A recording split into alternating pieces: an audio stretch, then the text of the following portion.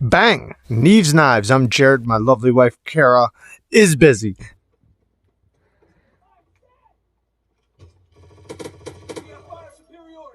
There's blood, boys.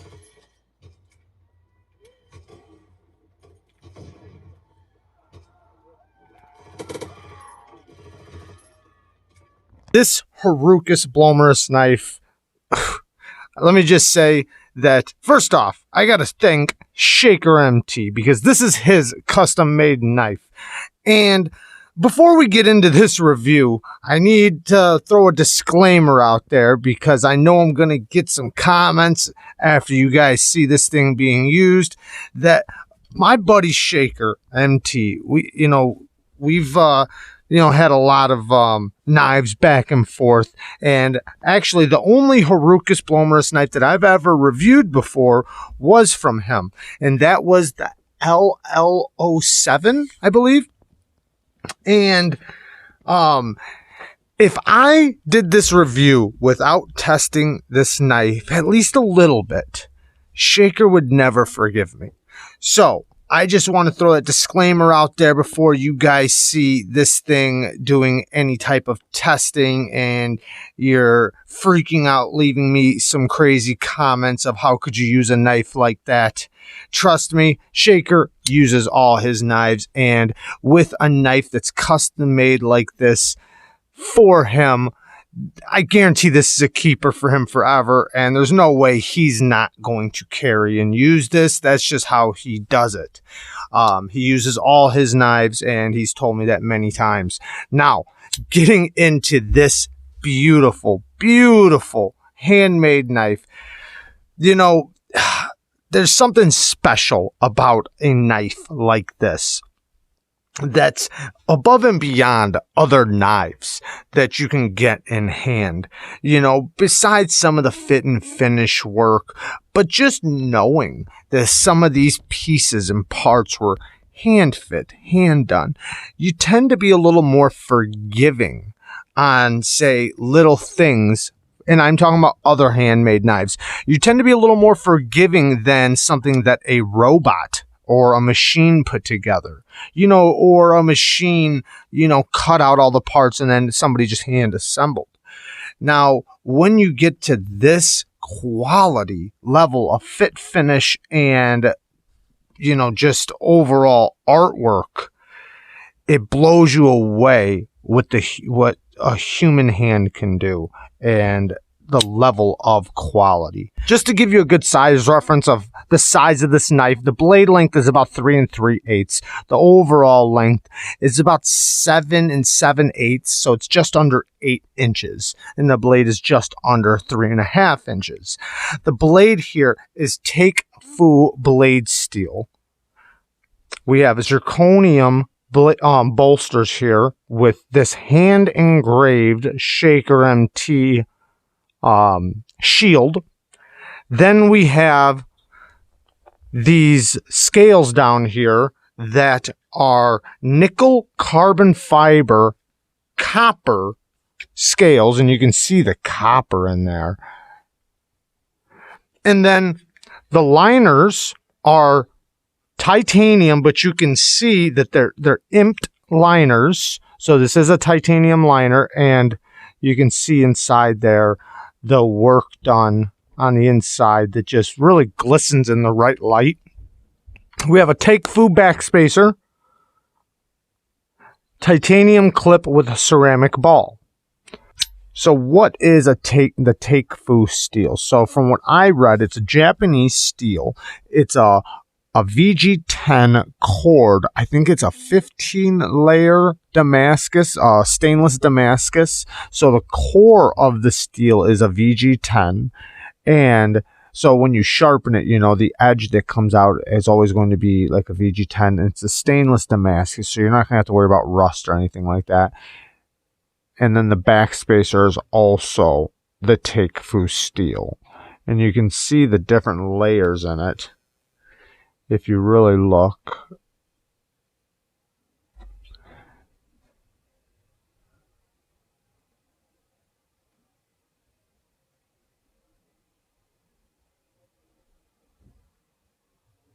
But yeah, and VG10, in my opinion, for the core of the Takefu, it's a good steel. It holds a great edge. It's easy to sharpen, very stainless. And yeah, I like VG10, to be honest. It has, in my opinion, it's kind of similar to like a 14C28N. Some people like to look at it like a little bit like a 154 cm N690, you know, kind of in that categories of steels. Now, for the people that are going to say, you know, that's too expensive for that kind of steel, I can see where you might come up with that. But to me, I don't think so. I think that's just fine. This isn't a knife that you're going to be using outdoors, batoning wood or bricks or nails. And it's a good steel that it's going to be easy for him to heat treat, unlike some of maybe the super steels that are going to have a lot of variations between the steels because of the heat treating process. This is going to be easy. It's going to be easy to work with. It'll be easy to heat treat, so you know it's going to be done right, which is a good thing, because even better than the number on the steel of what the steel is the heat treat done on it. And in this case, it's easy to work with. It's easy to do. And yeah, I think that's appropriate for something like this. And the money that goes into something like this is for a lot of the hand finishing work. You know, it's not that there is no CNC that was used on this. There probably was. You know, there's probably a lot of parts cut out CNC, but then it was hand finished, and you know, so there's a lot of hand work that goes into something like this, unlike a lot of knives that are fully machined and then just, you know, assembled. So, yeah. There's a lot more to it than just the steel on this knife, but even just talking about the steel, it's a beautiful steel, and it's definitely well done. And in my opinion, it's just fine for what this knife is going to be used for. You know, it's kind of like make it make sense. Well, the steel should be appropriate for what that knife is going to be used for. The action on this beautiful knife is oh so good. Now, one, aside from the action, the acoustics. The acoustics that come out of this thing,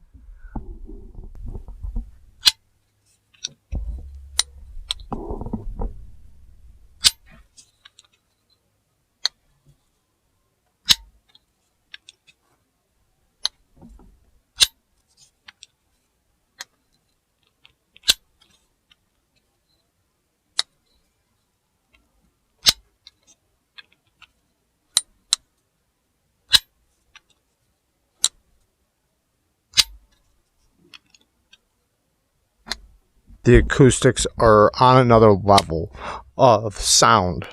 And it's very familiar to me because of the last knife that I tried.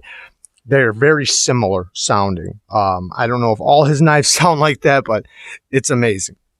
Now, the access to the lock bar, very easy to get to. When you do drop it down, the detent is very early, but it has one of the best ramps I've ever felt on a knife. I mean, I could literally just shake it past it. So that shows you how easy it is. But you never really run into it unless if you unlock it really, really far up high. But as long as you unlock it in the regular position, you're always past that detent. Now, the detent on the open, it's a good, nice, strong detent, but the flipper tab, you see the jimping back here, you have so much leverage behind it that it doesn't make it feel like it's a strong detent. It's so well tuned. It's set up for a push button, or you can just let it grip your fingers and light switch it.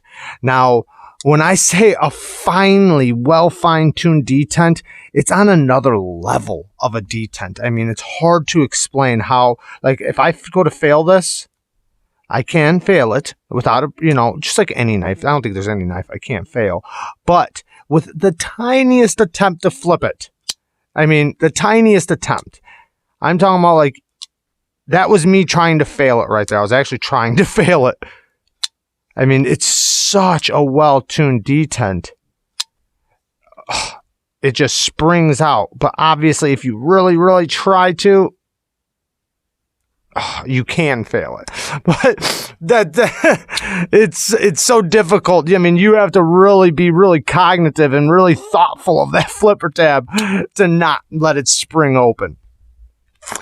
So the action is amazing. Now, letting it drop, it feels like it's on glass. I know it's on bearings, but do you know the feeling of the smoothest phosphor bronze Teflon action you could imagine? It's like that, except for it's on bearings. Like, you wouldn't even think it was rolling. I mean, you can't even hear it. It's frictionless. This is the true example of frictionless on bearings. Because usually when you speak of frictionless, you're talking about phosphor bronze or Teflon. Now, the ergos. Now, it is slightly contoured. It is slightly contoured. But it feels very comfortable in the hand. I mean, extremely comfortable in the hand. I mean, it is flat on these sides. It does have corners, but the corners in my hand, everything is nice and smooth. I can feel the transition right here, but it's because it's two different materials, obviously, right? But the backspacer right here, I can feel the jimping on this backspacer. It's rough in a good way. In the hand, extremely, extremely comfortable. I can take advantage of this little spot right there, for up close cutting and stuff, or I can, grip it like this for a push cut. Now, talking about cutting, nicely done hollow ground blade, beautiful geometry. Now, I will say I do have one little complaint, and before we get to the good and bad, I might as well say it right now. It did come with a nice factory edge. Aside from it still had a burr on it. It did have a burr on the edge. Now, let me just say this. I'm a stickler for edges because I think of myself as a professional freehand sharpener at this point. And it did have a burr up and down the edge. Not a big deal. Took me 2 seconds to remove it. I gave it a couple passes on a little ceramic rod. Hit it on a strop. It was gone. And then we went to work. And yeah, cutting with this thing, it cuts really good.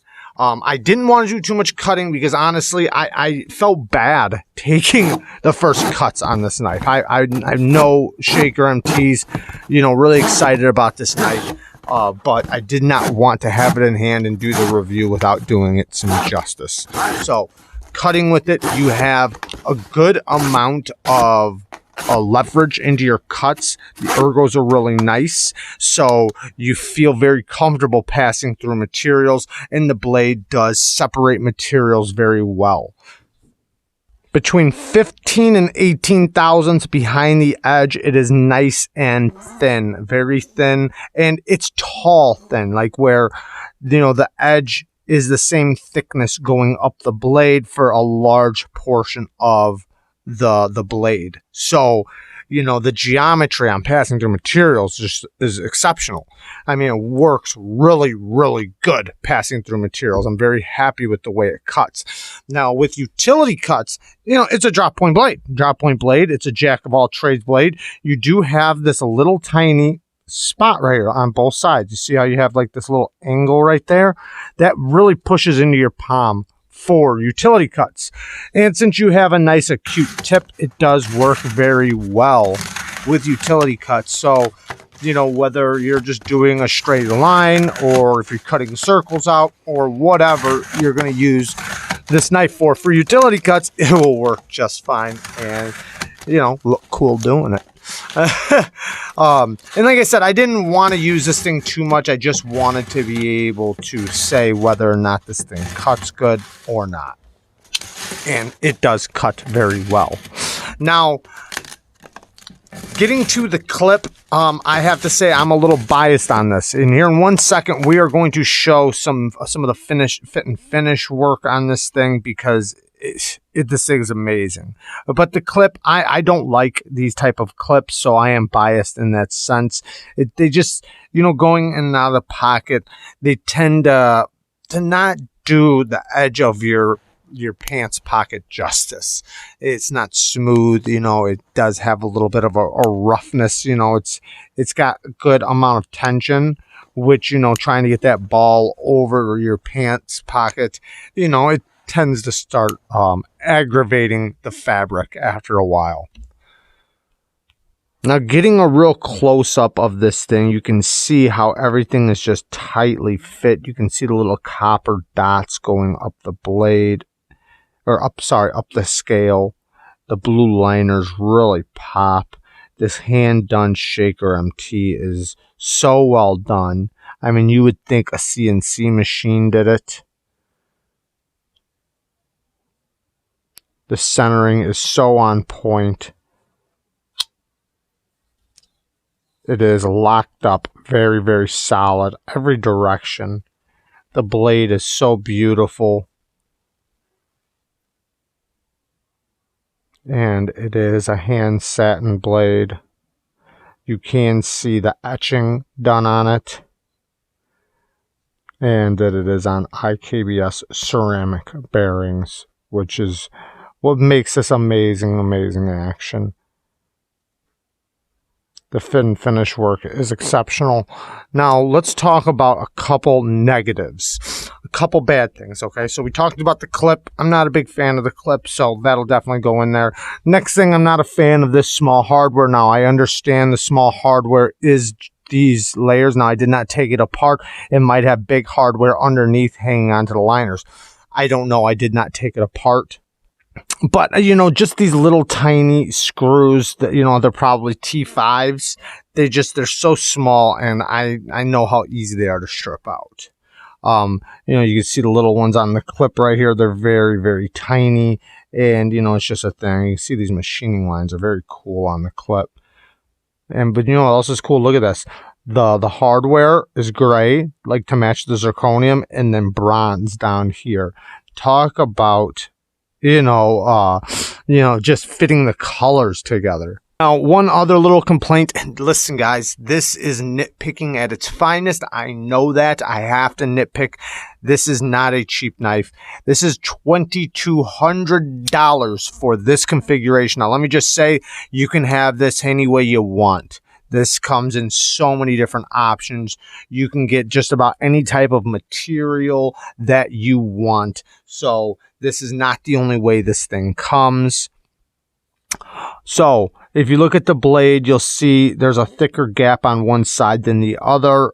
Not that big of a deal when you're talking about, because it is well centered, it is nice and straight.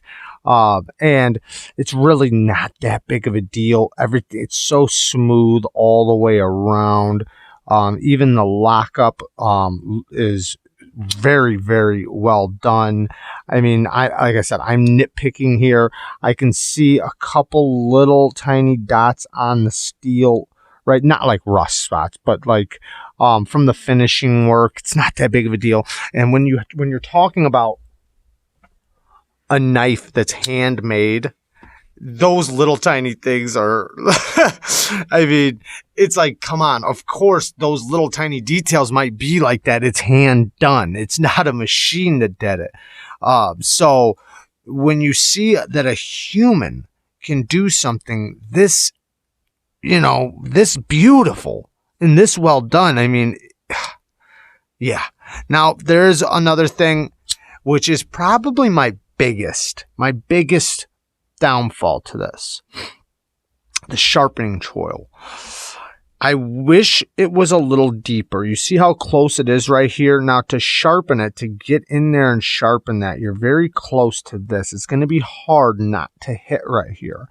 And I just wish they would have made it a little deeper, maybe a little bit bigger, maybe up to right here, so that you have enough room to get on the stone and sharpen it. Now, if you put it in a fixed angled system, you still have a little chance, you know, with your stone going this way of rubbing right there. Not saying it will, you know, you can be very careful, you know, with your fixed angled system, make sure you get in nice and close. So, but I just would rather see just a little bit bigger sharpening choil.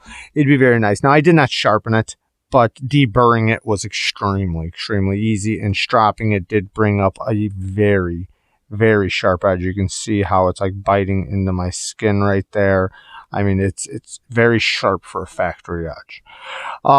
You do see a little bit of the wear from just making a couple passes through cardboard. That's going to happen with a blade like this. It's got an etching, but I will say after it's used a bunch of times through cardboard, this will all blend in. That's just the way etchings go. You know, like it's like you make one pass through an etching, you know, through an etched blade. Yeah, you're going to see a line. Do 10 passes, 20 passes, it'll all start blending in. So not that big of a deal. It is polished up here on the flat, and you can see one little area did kind of get rubbed right there the other way. But yeah, it's, you know, it's just the nature of the beast. But you know, it's going to happen if you use your knife, which I can pretty much guarantee, you know, Shaker with having this hand engraving on here, he's not selling this thing. He's going to keep this, and you know, he's definitely going to carry and use his beautiful, beautiful knife, as he should. This is a piece of artwork. Why would you want this to sit somewhere and not be enjoyed? Even if you hardly use it and you only cut little bits of tape, you know, at least do that. I mean, yeah, it's a piece of artwork, but you know, just because you use it slightly doesn't mean you're abusing it, you know? So, all in all, beautiful knife. I'm very happy, and I feel very lucky to have gotten to experience this. Thank you, Shaker. Herucus, you make amazing knives, and yeah, the build quality's out of this world. I love you guys. Thanks for watching. Peace.